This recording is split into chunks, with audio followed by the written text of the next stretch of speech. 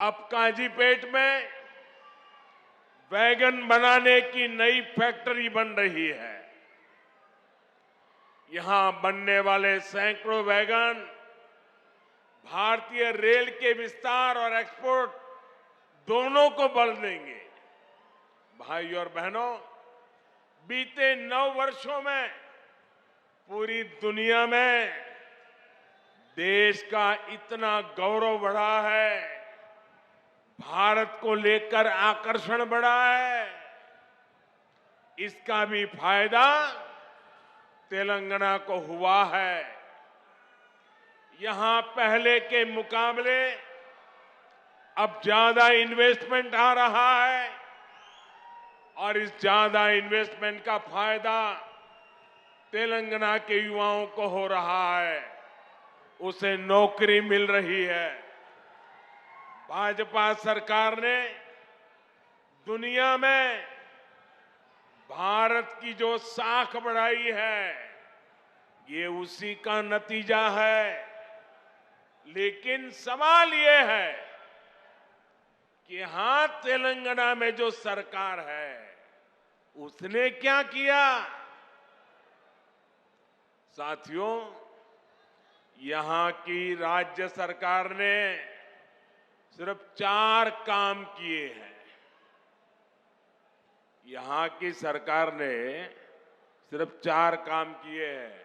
पहला, सुबह शाम मोदी को, केंद्र सरकार को रेगुलरली गाली देने का काम किया है। पूरी डिक्शनरी इसी काम में लगाई है। दूसरा काम क्या किया है? एक परिवार को ही सत्ता का केंद्र बनाने का और खुद को तेलंगाना का मालिक साबित करने का काम किया है। तीसरा काम क्या किया है? इन्होंने तेलंगाना के आर्थिक विकास को चौपट कर दिया। चौथा काम क्या किया? चौथा, इन लोगों ने तेलंगाना को भ्रष्टाचार में डुबो दिया। आज तेलंगाना में ऐसा कोई प्रोजेक्ट नहीं है जिसमें भ्रष्टाचार के आरोप नहीं है। केसीआर सरकार यानी सबसे भ्रष्ट सरकार। और देखिए खेल, अब तो दिल्ली तक इनके भ्रष्टाचार के तार फैल गए हैं। हम पहले 2 देशों या 2 राज्यों की सरकारों के बीच विकास से जुड़े समझौतों की खबरें सुना करते थे कि भाई विकास के लिए 2 राज्यों ने समझौता किया, पानी के लिए 2 राज्यों ने समझौता किया, ऐसी खबरें आती थी। लेकिन ये पहली बार हुआ है जब 2 राजनीतिक दलों और 2 राज्य सरकारों के बीच भ्रष्टाचार की डील के आरोप लगे हैं। ये दुर्भाग्य है कि जिस तेलंगाना के लिए जनता ने इतना संघर्ष किया, इतने बलिदान दिए, उस जनता को ऐसे दिन देखने की नौबत आई है। और साथियों, मैं एक और बात कहूंगा। यहां सत्ता में जो परिवार बैठा है, जो करोड़ों को घोटालों में लिप्त है,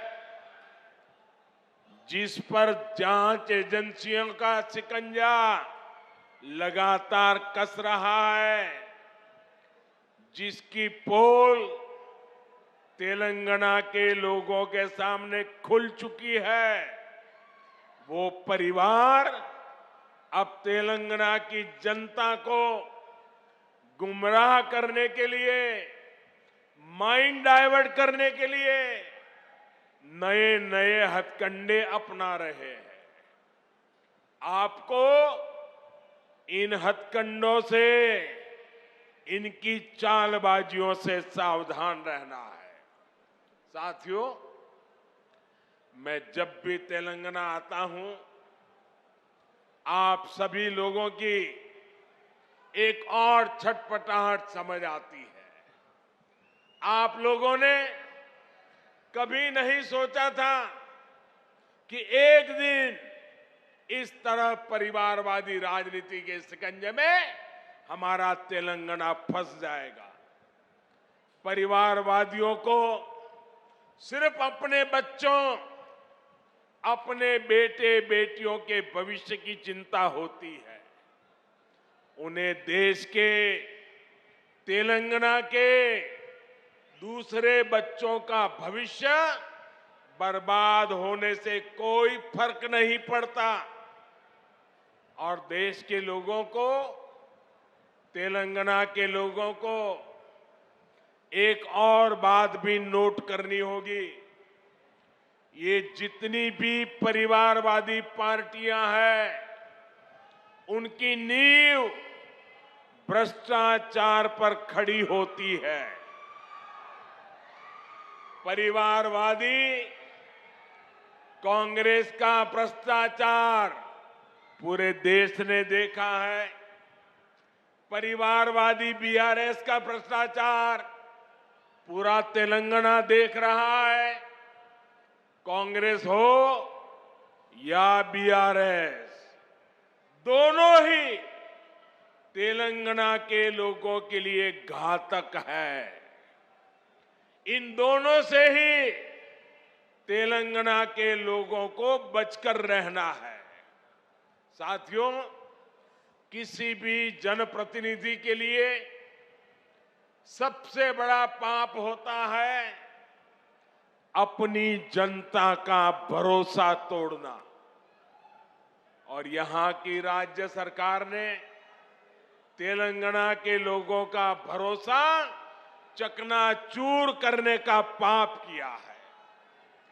कितनी सारी उम्मीदें लगाई थी आप लोगों ने, लेकिन हर उम्मीद को तेलंगाना सरकार ने तोड़कर रख दिया। यहां की सरकार अच्छी तरह जानती है कि पिछले 9 साल में उसने तेलंगाना के लोगों को सिर्फ और सिर्फ धोखा दिया है। उसने राज्य में एक के बाद एक भर्ती घोटाले करके यहां के युवाओं के साथ विश्वासघात किया है। तेलंगाना आंदोलनों के वो दिन मैं कभी भूल नहीं सकता। कितनी बड़ी बड़ी बातें कही गई थी कि हम यहां लाखों भर्तियां करेंगे, युवाओं को सरकारी नौकरी देंगे, लेकिन आपको इन लोगों ने सिर्फ और सिर्फ झूठ ही दिया है। तेलंगाना में भ्रष्टाचार का जो खुला खेल चल रहा है, इसका सबसे बड़ा नुकसान यहां के युवाओं को उठाना पड़ रहा है। Telangana state public service commission scam के बारे में कौन नहीं जानता है।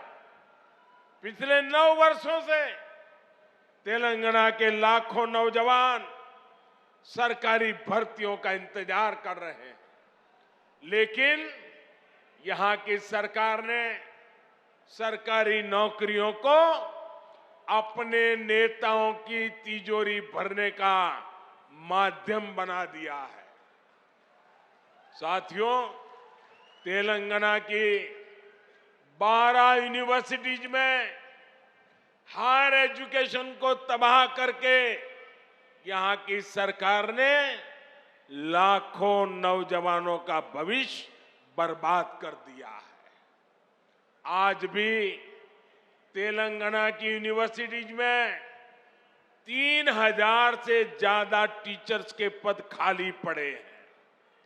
आज भी तेलंगाना की सरकारी स्कूलों में टीचर्स की 15,000 से ज्यादा पोस्ट खाली पड़ी है।